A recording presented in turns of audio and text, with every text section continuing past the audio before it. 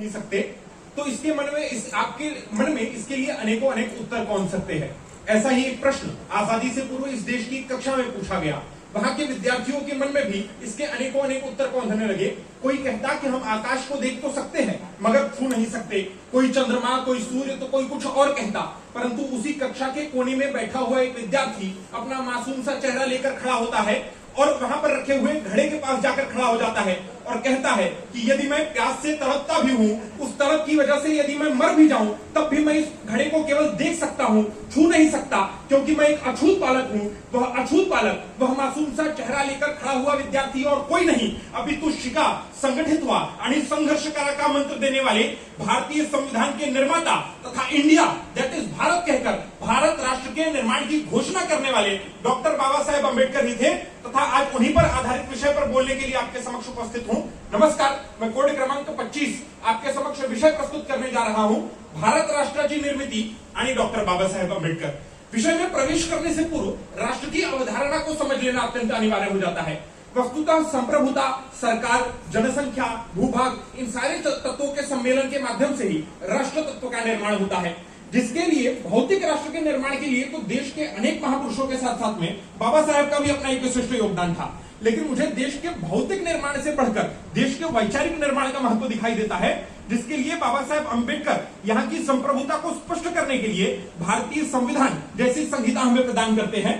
फिर उस संप्रभुता वाली संविधान के माध्यम से देश की सरकार को चलाने के लिए संविधान तथा उसकी संवैधानिकता नामक लेख हमारे सामने प्रस्तुत करते हैं। भारत के भूभाग की कहानी लिखने के लिए पाकिस्तान अथवा भारत का विभाजन नामक पुस्तक हमारे सामने रखते हैं और इन सारे पुस्तकों के माध्यम से भारत की जनसंख्या का, जनमानस का वैचारिक निर्माण करने का प्रयास करते हैं। तब मुझे लगता है कि इस देश के वैचारिक राष्ट्र, इस देश को वैचारिक राष्ट्र बनाने से बढ़कर राष्ट्र निर्माण के लिए दूसरा और कोई सफल मार्ग नहीं दिखाई देता है, जिसके लिए महामानव की आवश्यकता पड़ती है। वस्तुतः महामानव वह होता है जो काल के कपाल पर सवार होकर भविष्य के आसमान को छू सकता है, जो अपने परिश्रम के माध्यम से, अपने श्रम से वर्तमान की बंजर हो चुकी मिट्टी को जोत सकता है, पसीने से सींच सकता है और एक ऐसा पौधा लगा सकता है जो आने वाली पीढ़ी को मानवता नाम का एक मीठा फल दे सके। महापुरुष वह होता है जो विकार, वैमनस्य, विषमता, विभेद, विश्रांति को समाप्त करके सामंजस्य, समानता, संस्कार, सम्यक बोध की प्राप्ति करा करके मनुष्य को क्रांति की ओर ले जाने का कार्य करता है। परंतु जिसने जीवन भर विषमता की अग्नि को सहते सहते उस अग्नि को ही अपना अस्त्र बना लिया और स्वयं क्रांति सूर्य बन गए, ऐसे क्रांति सूर्य डॉक्टर बाबा साहेब अम्बेडकर मुझे इस राष्ट्र के निर्माण के लिए सबसे बड़े अग्रदूत दिखाई देते हैं। इस बात में कोई अतिशयोक्ति नहीं है।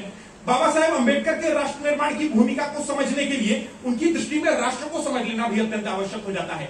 बाबा साहेब के राष्ट्रवाद का भवन सामाजिक एकता की नींव पर खड़ा हुआ दिखलाई देता है।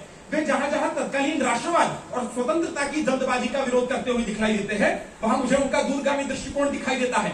क्योंकि अपने भाषण मैं सोशल फिलॉसफी में बाबा साहेब अम्बेडकर कहते हैं कि मेरी दृष्टि में राजनीतिक स्वतंत्रता से अधिक महत्वपूर्ण आर्थिक एवं सामाजिक स्वतंत्रता है। जब तक इस देश का कोई भी वर्ग सामाजिक अथवा आर्थिक रूप से उत्पीड़ित होगा, तब तक यह देश वास्तविक मायने में स्वतंत्र नहीं कहलाएगा, जिसके लिए हमें राजनीतिक गुलामी से अधिक महत्वपूर्ण सांस्कृतिक गुलामी से मुक्ति पाने की आवश्यकता है। बाबा साहेब अपनी पुस्तक पाकिस्तान अथवा भारत का विभाजन में यह बात कहते हैं कि यदि भारत का विभाजन हो जाता है तो यहाँ की जनसंख्या की पूरी तरह अदला बदली कराई जाए, पाकिस्तान में रहने वाले सारे हिंदुओं को भारत में रहने वाले सारे मुसलमानों को पाकिस्तान भेजा जाए। परंतु इसके पीछे उनका कोई सांप्रदायिक दृष्टिकोण नहीं होता है, इसके पीछे उनकी दूरदृष्टि होती है। क्योंकि पाकिस्तान यह भारत के आम मुस्लिम की मांग नहीं होती है, यह मांग होती है मुस्लिम लीग के स्वार्थ साधक नेताओं की। और यदि वास्तविकता में जन्म करा लिया जाता तो यहाँ का आम मुसलमान भी कहता सारे जहां से अच्छा हिंदुस्तान हमारा, और आज हमें यह विभाजित भारत में देखने को मिलता। अम्बेडकर ये नाम लेते ही मुझे याद आते हैं बचपन से ही विषमता का विष झेलने वाले दलित अम्बेडकर। सयाजी राव से शिष्यवृत्ति प्राप्त करके कोलंबिया विश्वविद्यालय और लंदन स्कूल ऑफ इकोनॉमिक्स में सबसे अच्छे सर्वश्रेष्ठ छात्र होने वाले शिक्षाविद अम्बेडकर, भारत आकर भारत के संविधान का निर्माण करने वाले तथा भारत के पहले न्याय मंत्री कायदे पंडित अम्बेडकर, अपनी जाति, समाज और देश के लिए अपना सब कुछ अर्पण करने वाले भारत रत्न डॉक्टर बाबा साहेब अम्बेडकर।